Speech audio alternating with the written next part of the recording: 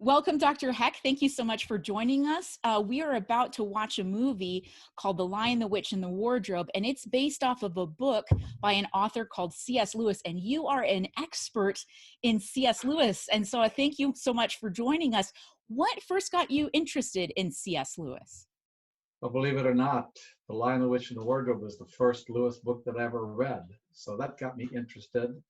And the interest lay dormant for quite a number of years until I had the chance to go to London, teach a study abroad course for some Concordia, Wisconsin students there, as well as a few other Concordias. And so we spent a semester in a northern suburb of London learning about the city and the country and its history, and I taught a course on C.S. Lewis. So up until that time, I had been masquerading as a C.S. Lewis scholar, and now I had to teach him, so I really dove in hook, line, and sinker. If I can mix my metaphors a little bit, I dove in, but I'm talking about swimming and fishing at the same time. At any rate, I got really deep into Lewis and have been very much reading Lewis, teaching Lewis ever since that time. You've written books about C.S. Lewis. You've done a lot of research. And I remember for my students, Dr. Heck was my Old Testament professor in college.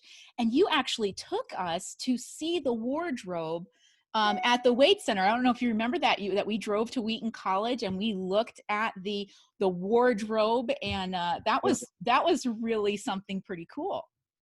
That's quite a place over there. I think that was before the new facility had been dedicated, but they have a relatively new building, standalone building. They used to be located in one end of the library, and now they have what's called the Marion E. Wade Center that's devoted to the life and writings of C.S. Lewis and 6 other British authors, one of whom is JRR Tolkien. And Tolkien and Lewis, they were friends in England together. They taught together.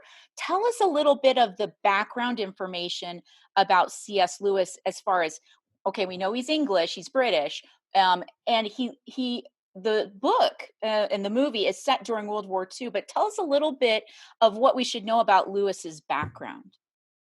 Yes, C.S. Lewis originally raised in a Church of Ireland family, but at the age of 14, he adopted atheism as his creed and rejected the formal uh, religion of his childhood. He was a brilliant young man. He went to study in various schools, didn't like any of them until he got a private tutor who also happened to be an atheist, a guy by the name of W.T. Kirkpatrick. Studied with him for 2.5 years to prepare for entrance into Oxford University, was accepted at the university. Before he really got any classwork underway, he enlisted in the army and served as an infantryman in World War I in France, was wounded by friendly fire, ended up serving in the military only for a brief time towards the end of the war, and then was discharged and returned to the university to continue his education in January 1919. A few years later, he ended up getting a position at Oxford University, and about the same time, JRR Tolkien came to Oxford University to teach there, also at Pembroke College. So Lewis got to teach at Magdalen College and Tolkien at Pembroke College, and within a year they had met one another. So they're both English professors at the university.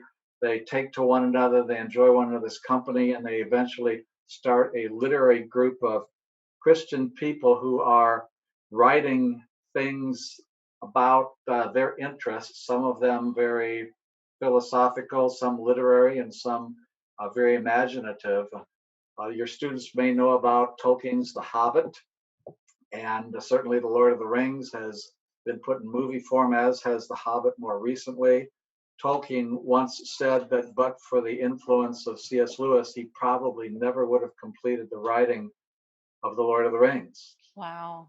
The Hobbit was published first in 1937, and The Lord of the Rings, it took him from the end of The Hobbit to the mid-1950s to get that book published. So it was a long birth process for that book, but he finally got it published. And there was a time where Lewis and Tolkien met for lunch, and Lewis wanted to encourage Tolkien to get started writing or continuing the writing project. And about a week later, Tolkien notes in his letters that picked up the pen and started writing again. So he really did owe an awful lot to Lewis, as Lewis did to Tolkien. Yeah, because you mentioned that C.S. Lewis was a by the way, C.S. Lewis, J.R.R. Tolkien, what are their real names? All these authors love to use initials. C.S. Lewis is it Clive? Clive Staples Lewis. And if my first two names were Clive and Staples, I think I'd go by initials also. Wasn't he Tolkien, didn't he have a nickname people would call was it Jack? People would call Jack, yeah, he adopted that name at the age of 4. They had a little dog that got killed by a car in a little accident, him. and the dog was named Jack C. And so after the death of the dog, he pointed to himself once and he said, "Me, Jack C." And he Oh, refused to answer to any other name after that. that's so sad and so cute. I love that. And then so you said that Lewis is an atheist, but then he's writing Chronicles of Narnia with it, which is not atheist. There is a big change that happened with Lewis, or maybe a slow change over time. How did Lewis come to start writing Christian literature? Well, he became an atheist in about 1912, 1913, when he was 14 years of age. He started reading a book by George MacDonald in 1916, which began a 15-year journey to the Christian faith. So he was a dyed in the wool atheist. He railed against the belief in God in his poetry and his conversations with friends and in others of his writings. And but eventually he looked at the evidence closely, carefully. Towards the end of his atheistic period, he actually read the Gospel of John, which he was capable of reading in the original Greek because his undergraduate program had included a degree in Greek and Latin literature, what they call the classics. And so he became a theist in 1930, a Christian about 15 months later in 1931, and he didn't start writing the Chronicles of Narnia until 1948.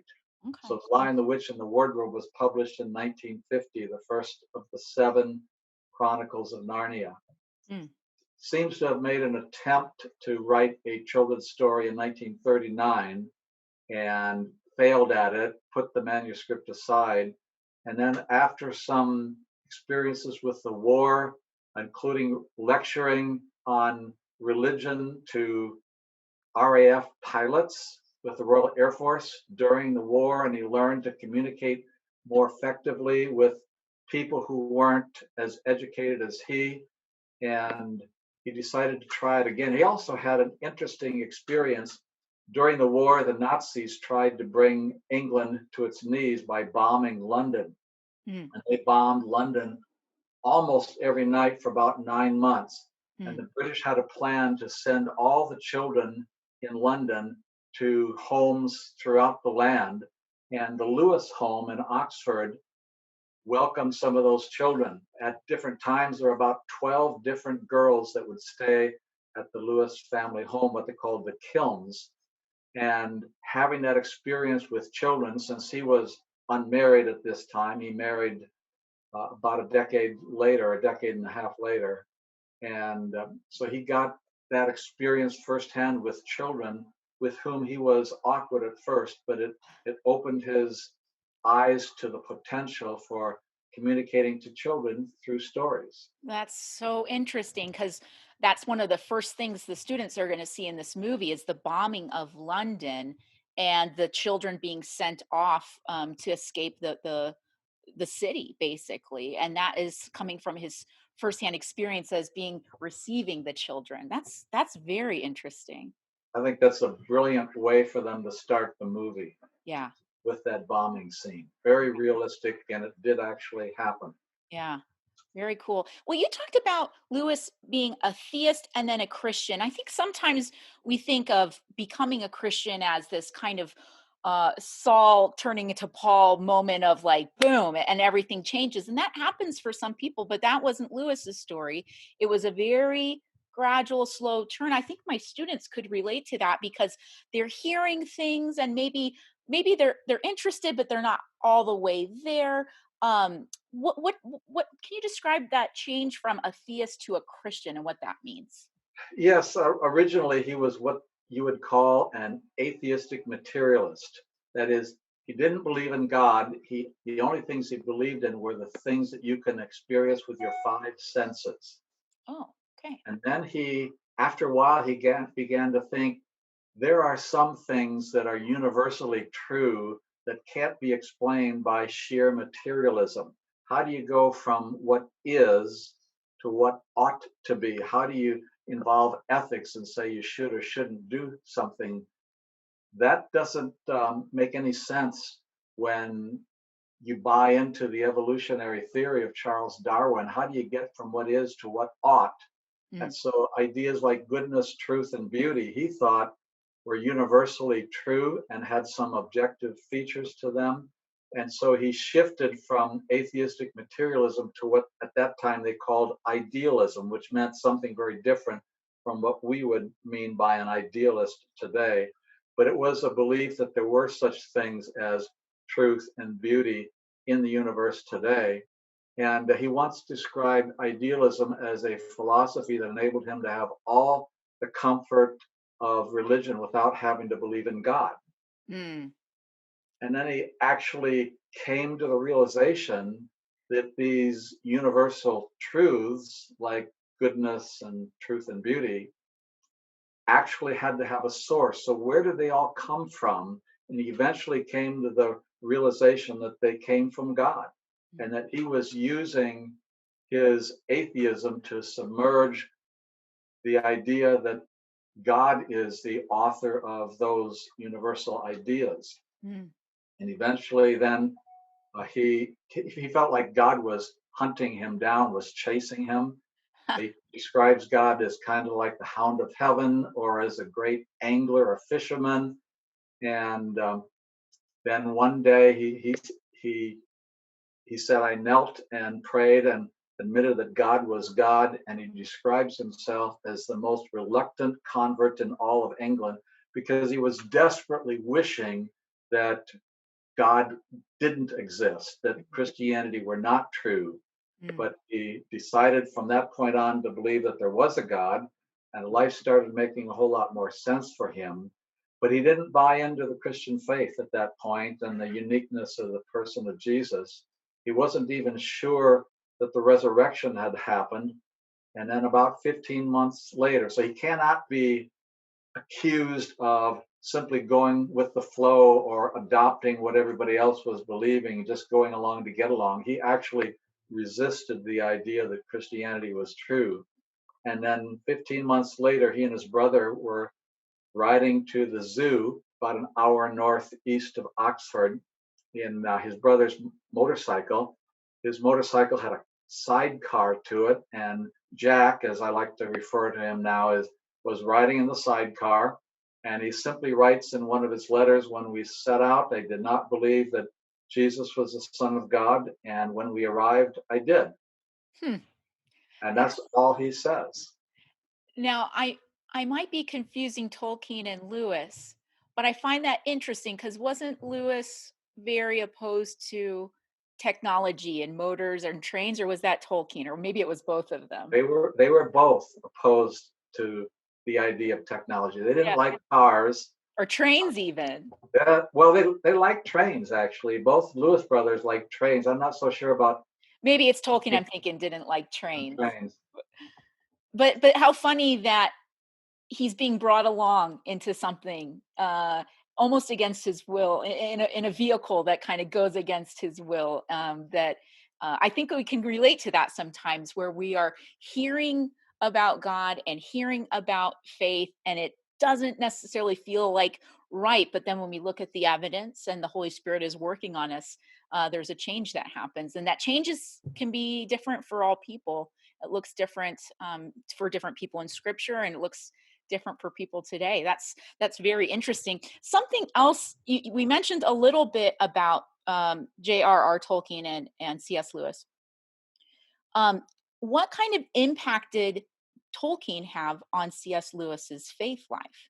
Tolkien was one of the two people who was most responsible from a human point of view for Lewis coming to faith. In 1931, September of 1931, Lewis, Tolkien, and another English professor by the name of Hugo Dyson had a conversation about myth and truth and meaning. And it started at midnight. It went until 3 a.m. Tolkien went home at 3 a.m. Dyson stayed for another hour and they talked more. Lewis had this idea that myth, including the kinds of things that Tolkien was writing in The Hobbit, was, he called it once, lies breathed through silver. Hmm. In other words, this stuff isn't really true, but it's made to look good, like silver is a beautiful metal, precious metal. And so you really can't build your life upon it. And Tolkien taught through his imaginative literature, especially The Hobbit and Lord of the Rings, a lot of powerful truths, especially the struggle between good and evil, that's very, very evident in both of those books. And Tolkien believed that myth was very, very capable of conveying truth, and that Lewis was selling short the idea of myth. And so Dyson and Tolkien, I think actually Hugo Dyson had a little more to do with Lewis's conversion than Lewis did, but he's processing all of this stuff in his mind, and he's very intellectual, Hmm. very resistant to these new ideas.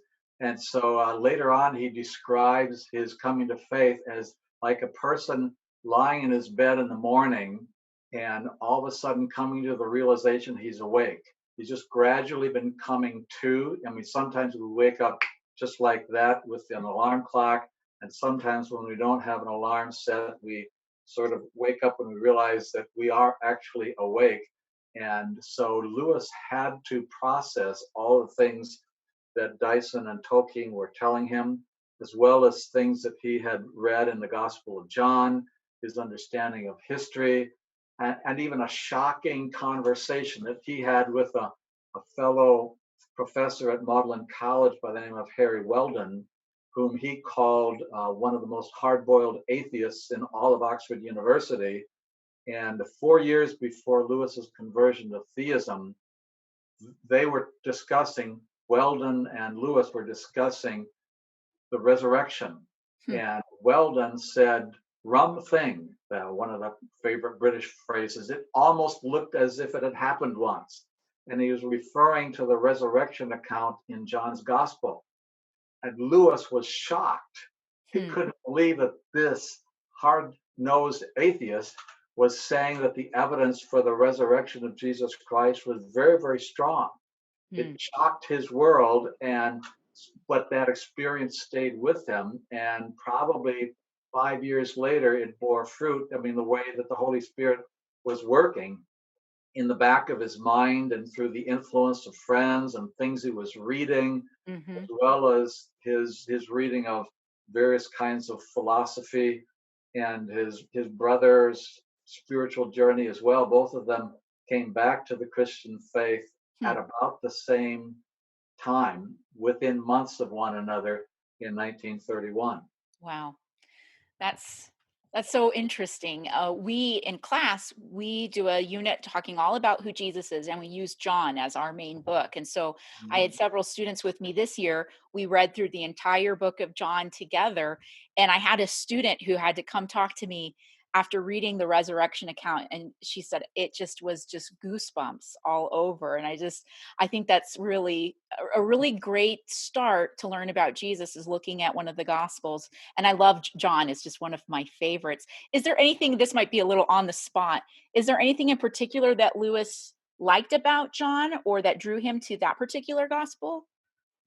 John's gospel is the most um, unique among the four gospels. It's most people's favorite gospel for starters. John, according to church tradition, the church historian Eusebius said that John wrote last. And so John, who was one of the 12 and was probably the youngest of the 12 and lived probably into his 80s or 90s, was, I think, consciously writing a gospel that would be different from Matthew, Mark, and Luke, and bringing his experiences to bear on the printed page or the handwritten page at that time, Right. and trying to write something different that telling the core story of Jesus' life, death, and resurrection, but also bringing insights that no one else had. So that made John very unique. It's also perhaps this is a reason why he read it. It's among the four gospels, the Greek of John is the easiest of the four. And Mm, so I can imagine as an undergraduate at Oxford University, Lewis was introduced to the Gospel of John as a good way of developing his familiarity with the Koine Greek language. right. That's really important, and I think we talk about that in class as well, of the value of reading the Bible in its original language and understanding its original context, and the history and the language and all of those things play a part. So I can see why, as a student of the language, you would want to go to the easier one to translate. That makes sense. Well, so what we're about to do is watch this movie and look at these themes. And you talked about this a little bit, of like the themes of good and evil in Tolkien's work. And I know that Tolkien didn't really like to think of his work as allegory, and I don't even know that. And maybe you can help me understand this. When Lewis was writing *The Lion, the Witch, and the Wardrobe*, was he writing a story, or was he trying to do theological themes, or is he doing both?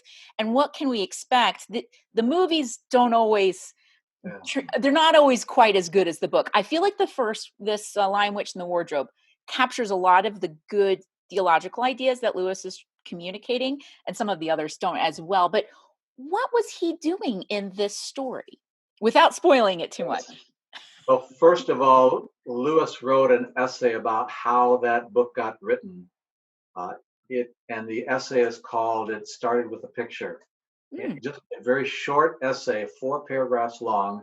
He says when he was younger, he had an image in his mind of a fawn, that half human, half goat creature, carrying a parcel and using an umbrella in a snowy woods. And mm, one day he decided to make a story out of it. And The Lion, the Witch, and the Wardrobe was that story. He says he got started writing it, and all of a sudden the lion came bounding in and he pulled all the other stories in with him. So this story really began in his imagination. It began as a story. He wanted to tell a story, but Lewis's faith was so thoroughly integrated with his intellect that that was a very natural outgrowth of writing this story.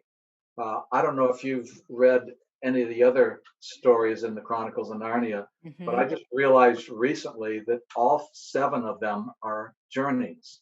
mhm. There's a journey in every single one of them, and in a certain sense, when Lewis writes a story that is about a journey, he's allowing us to enter into that story, which is something he wants us to do. Imagine ourselves with Peter, Susan, Edmund, and Lucy, and walking along with Mr. and Mrs. Beaver to the stone table, and so story is a vehicle of communicating powerful truth. And I don't think Lewis was consciously trying to make this Christian. I think it just happened that he was very thoroughly Christian himself, and so that came out in the story. He Mm. called it a supposal.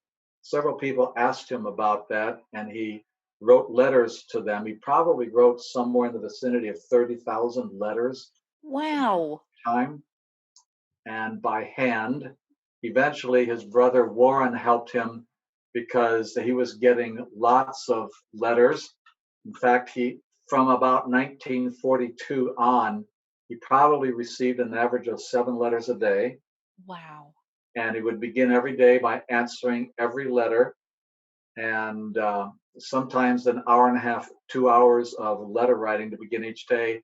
He once said that he felt it was his obligation, and so most people believe that he answered every letter he ever received. Wow. Part of his Christian responsibility to respond to people who had something to say to him, sometimes had a problem that they wanted his advice on. But he called it a supposal. And he said, it's not an allegory where every character and every event has a corresponding truth from the Bible, but it's a supposal. And he says, supposing the Son of God were to come into a land that consisted of talking animals, how might the Son of God show up in that country if he were to go there? Mm. Might he not go as a talking animal? And since scripture talks about Jesus as the King of Kings, and even in Revelation 5 calls him the Lion of the tribe of Judah, might he not go as the King of Beasts? And of course, that's what some have called C.S. Lewis's supreme literary achievement. That is, that he cast the Son of God as a lion in all 7 of the Chronicles. Hmm.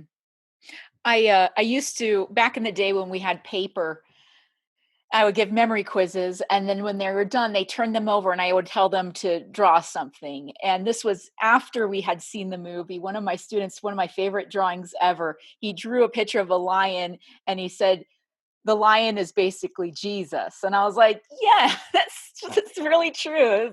It's a really interesting picture of Jesus. And when we're watching this, we're going to be seeing all sorts of theological themes coming out of it, coming from a man who was an atheist, who struggled, who was an academic, who through friendships, through the reading of the word, through lots of time, ends up becoming a Christian, and this faith is just coming out of him now, and it's almost like sanctification doing this writing. It's just overflowing with God's love and his creativity combined. It's a wonderful thing to do. Now, you are a Lewis researcher and you've written books about C.S. Lewis.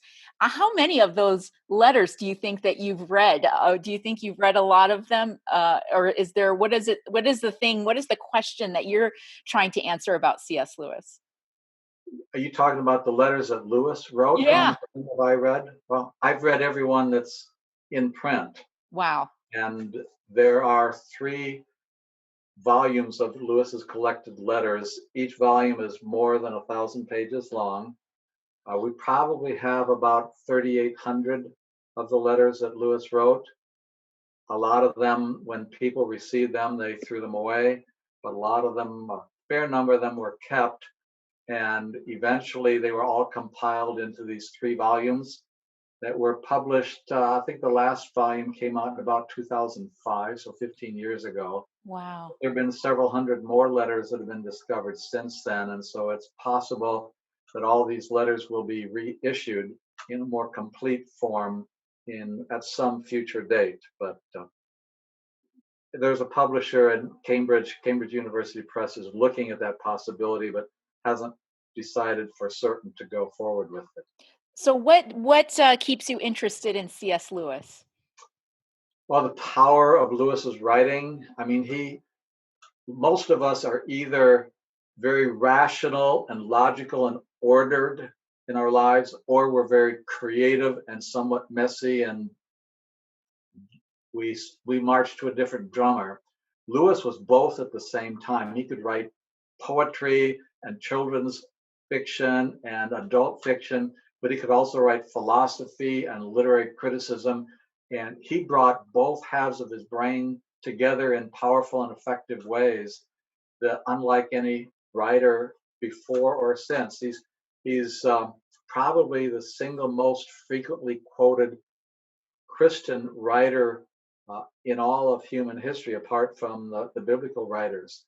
He had a prodigious memory and was able to quote scripture, Shakespeare, many writers from memory. In fact, he used to play a game with a couple of his students. He would they would have one-on-one tutorial sessions with Lewis and come to his rooms in Magdalen College, and he would tell a student, pick a number from 1 to 20, and the guy would say, well, 17. Okay, go to the 17th shelf in my bookshelves.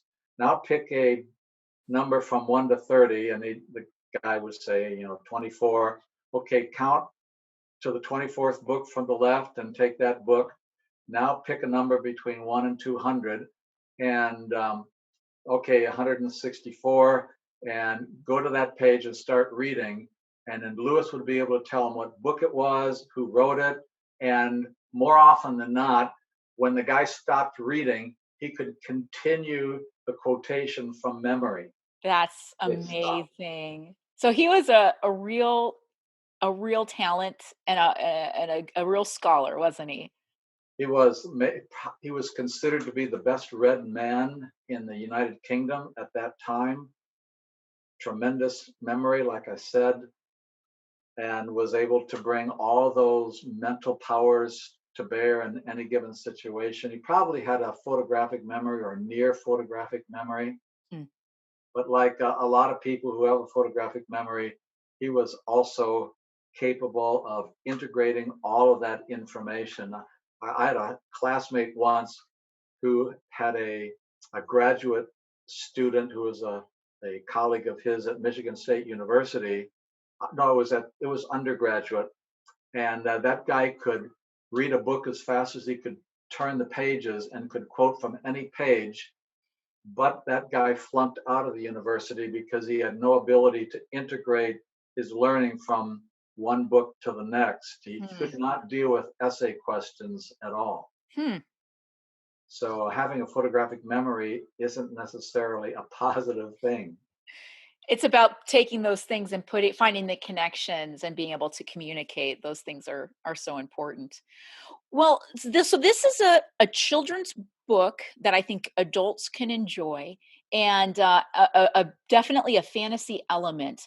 But for some of my students, they're not really maybe into the fantasy genre. There's other C.S. Lewis things that might help them in their faith. What would be your recommendation if someone watches this movie? It's interesting, but they want to read something by Lewis that's not necessarily fairy tales or myth. What would you recommend?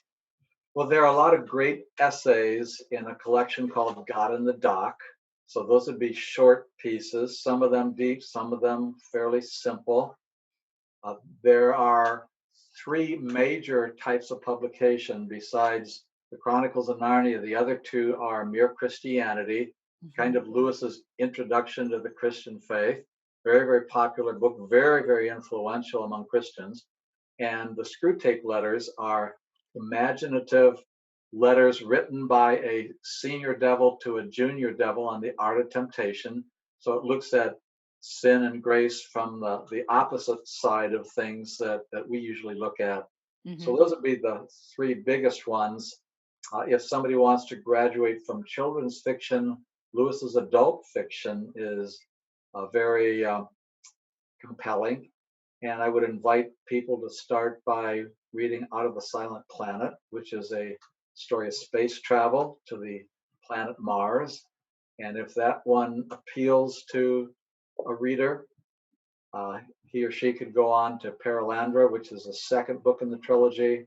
And then finally, That Hideous Strength would be the third and last book among his three books of adult fiction. Nice. Awesome. Well, thank you so much for sharing your background and kind of introducing us to C.S. Lewis. We really appreciate it, and we just are looking forward to seeing what this story has and all of the good news that we have in this account of the Lion, the Witch, and the Wardrobe. Thank you so much. You're welcome. It's been a pleasure.